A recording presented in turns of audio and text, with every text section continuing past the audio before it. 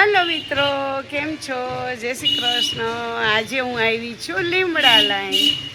તો લીમડા લાઈનમાં મારું ઘર છે. તો હું મારા ઘરની મુલાકાત લેવા આવી છું અને તમને પણ મારું ઘર બતાવીશ. તો ચાલો લેટ્સ ગો, આપણે અંદરથી પણ જોશું અને મારા ઘર વિશે તમને થોડીક સ્ટોરી પણ કહીશ. ઓકે તો ફ્રેન્ડ્સ, આ અમારું પહેલું ઘર જામનગરમાં છે અને અબાઉટ 1965માં બનાવેલું છે. અમો લોકોએ નીચેનો ફ્લોર રેડી હતો. પછી મારા હસબન્ડે ટોપ ફ્લોર બનાવ્યો અને રિનોવેશન અવારનવાર કરાવતા ફાઇન રાખેલું હતું. પછી અમે લોકો લંડન ગયા. ત્યાર પછી રિલેટિવના હાથમાં હતું તો ઘરની હાલત થોડી ખરાબ છે. પણ ચાલો તમને મારી હાઉસ ટૂર કરાવું. So let's go. આ છે અમારું શાંતિ નિવાસ અને અહીંયા અમારે કોણ છે તમને સરપ્રાઈઝ આપું છું. હેલો ડિંટીન. આ છે અમારા રીતલબેન, રિધિબેન. કેમ છો બધા? અને રિધિ શું કરે? રિધિ બસ અહીંયા રહું છું, પાર્લર ચલાવું છું મારું પોતાનું. સરસ ચાલે છે મારું પાર્લર. કેટલા ટાઈમ થયા રેસ? હું 8 વર્ષથી રહું છું. ઓકે, તને અહીંનો કેવો એક્સપિરિયન્સ બહુ થયો? સરસ, મજા આવે છે રહેવાની. બધું સરસ છે ઘરમાં, મજા આવે છે. અને કઈ ખરાબ એવો એક્સપિરિયન્સ થયો હોય તો એ કે છે?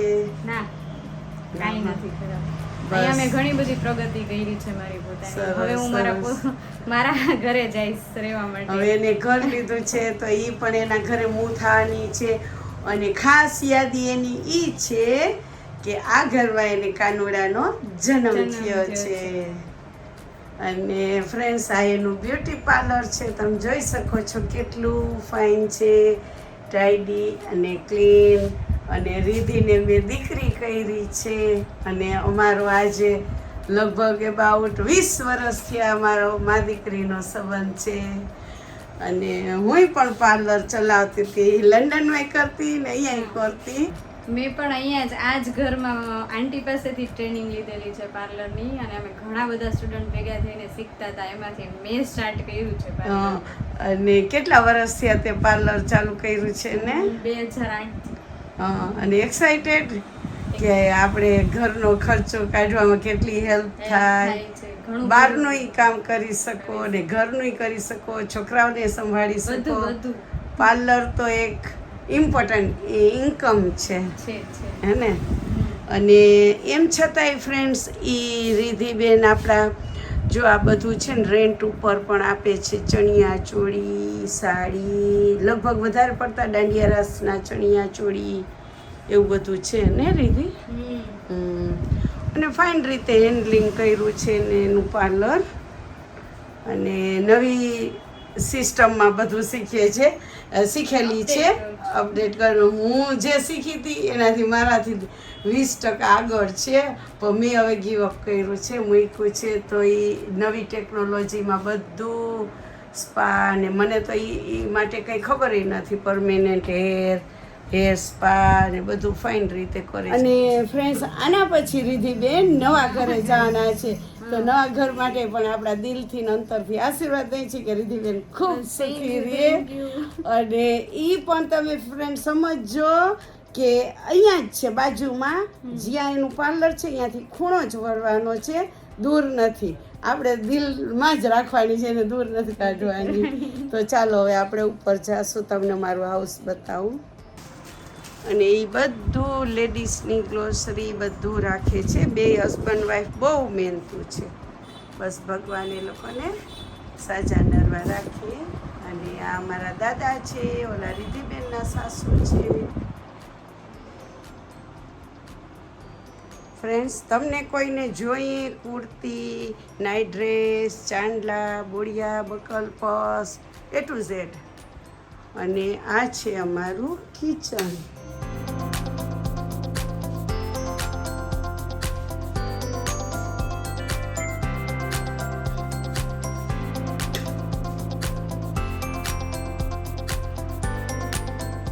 છે અમારું ફરિયું.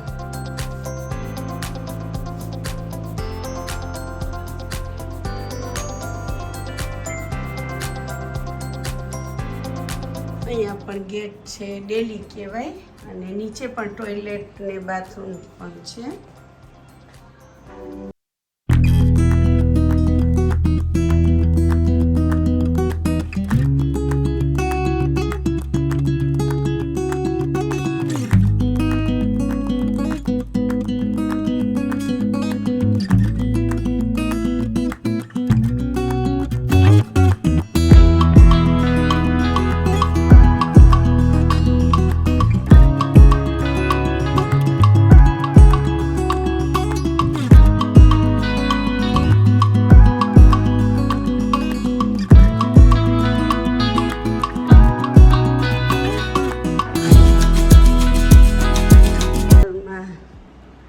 અને આ છે અમારું દિલનું મંદિર. આ છે અમારું કિચન. આ છે અમારી ઓસરી. ફાઇન ફાઇન કપાટ છે, તમે જોઈ શકો છો.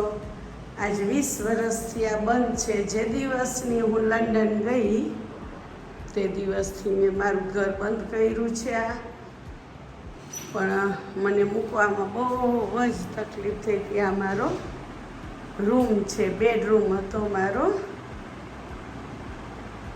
ને 2 કબાટ છે.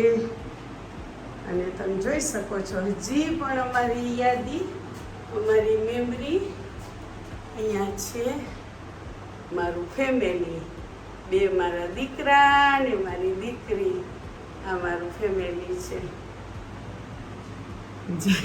જે મેં ટાઇલ્સ તરીકે લંડન મુકાયું હતું, એ લંડનમાં હું અત્યારે રિયલ બેઠી છું ફ્રેન્ડ્સ. અરે આ ઘર તો મારો સોનાનો મેલ હતો એક દિવસ. હવે મારું દિલ તૂટી જાય છે. આ ઘરને હું જોઉં છું તો મેં એટલું એક દુલ્હનની જેમ સમજાયું હતું. અને એની છે ને ટાઇલ્સ આ કહેવાય ગાલીચો. અને એકથી એક ચડિયા હતા કબાટ, બધું A to Z ફાઇન રીતે અમે ઓર્ગેનાઇઝ કર્યું હતું. પણ હવે આ ઘરમાં મારા છોકરાઓની ચિનગારીઓ ગુંજતી હતી. અમે રમતા, ખેલતા, કૂદતા. આ ઘરમાં મારા છોકરાઓ 15 વર્ષના થયા છે. તો ફ્રેન્ડ્સ, એવું છે કે આ ઘરમાં 84માં મારા લગ્ન થયા હતા.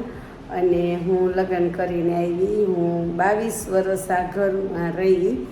અને આ ઘર સાથે મારી યાદી છે. આ ઘર એક મંદિર, એક દિલ, એક જાન, મારા જીગરનો ટુકડો છે આ ઘર.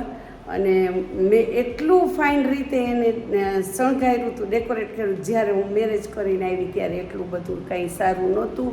પણ દર વર્ષે મારા અરમાન, મારી ખુશી મારા હસબન્ડે પૂરી કરી. દર વર્ષે હું કહું કે આ ઘરમાં આપણે આમ કરવું છે, આ ઘરમાં આપણે આ નવું કરાવવું છે, કલર કરાવ. પહેલાંના ટાઈમમાં ચૂના અને ઓલો લો કલર હતો, ખર્ચે એવો હતો. પણ બધું ચેન્જીસ કરાવીને મેં આ ઘરને એક મંદિર, એક બધા જોવા આવે મારું ઘર, એવું આ ઘર હતું. અત્યારે હું આ ઘરને જોઉં છું તો મારી આંખમાં પણ આંસુ આવી જાય છે. અને મારા હસબન્ડની ક્યારેય ના નહીં. એની એટલી દિલથી અને એટલી મહેનત કે તને જે કરાવવું હોય એ કરાવતો. આ ઘરને મેં એટલું સજાવ્યું. નીચે ટાઇલ્સો નખાવી, પાકા કલર કરાવ્યા, દરવાજા બદલાવાના હોય તો દરવાજા. એવરી યર અમે આ ઘરને રિનોવેશન કરીને એક દુલ્હન બનાવી દીધી હતી. અને આ ઘર મૂક્યું ત્યારે તો તમે એમ કહો ને કે મને ખુદને કંઈ ખબર નહોતી, એટલી હું દુઃખી હતી. અને લીમડા લાઈનમાં એવું નહીં હોય કે મને એક વ્યક્તિ પણ વિદાય એટલે રજા દેવા નથી આવી. આખું લીમડા લાઈન. ત્યારે મને એમ થયું કે વાહ, આને કહેવાય આપણી જિંદગી, આને કહેવાય આપણી લાઈફ, આને કહેવાય આપણી નામના, કે આપણે કેટલું નામ રોશન કર્યું છે. બાકી તો અમુક ટાઈમે નસીબ એવા હોય અને સંજોગો પણ એવા આવીને ઊભા રહીએ. તો આ ઘરને જ્યારે ફોર સેલ ઉપર અમે મૂક્યું છે અને કોઈ પણ જોવા આવે છે તો મારા હસબન્ડ અહીંયા મારી સાથે નથી આવતા, કેમ કે એને મન નથી કે આ ઘર હું વેચું. એમ શું હું વેચું છું એને અંદરથી એમ થાય છે કે હું શું વેચું છું, એને બહુ દુઃખ થાય છે વેચવાનું નામ પડે ત્યારે. અને મને પણ દિલ આમ ચૂર થઈ જાય છે કે આપણે શું કરીએ છીએ, પણ આજે અમુક ટાઈમ સંજોગો એવા આવીને ઊભા રહીએ છીએ તે આપણે કાઢવું પડે એમ યુ નો. તો જેટલી વાત કરું ને એટલી મને આ સવારથી સાંજ બેઠી રહું તમારી સામે તો ઓછી પડે, ને આ ઘરની વાત કરતાં કરતાં મારું દિલ થોડું તૂટી જાય છે. તો ફ્રેન્ડ્સ, જો મારું આ ઘર મેં તમને ફાઇન રીતે બતાવ્યું.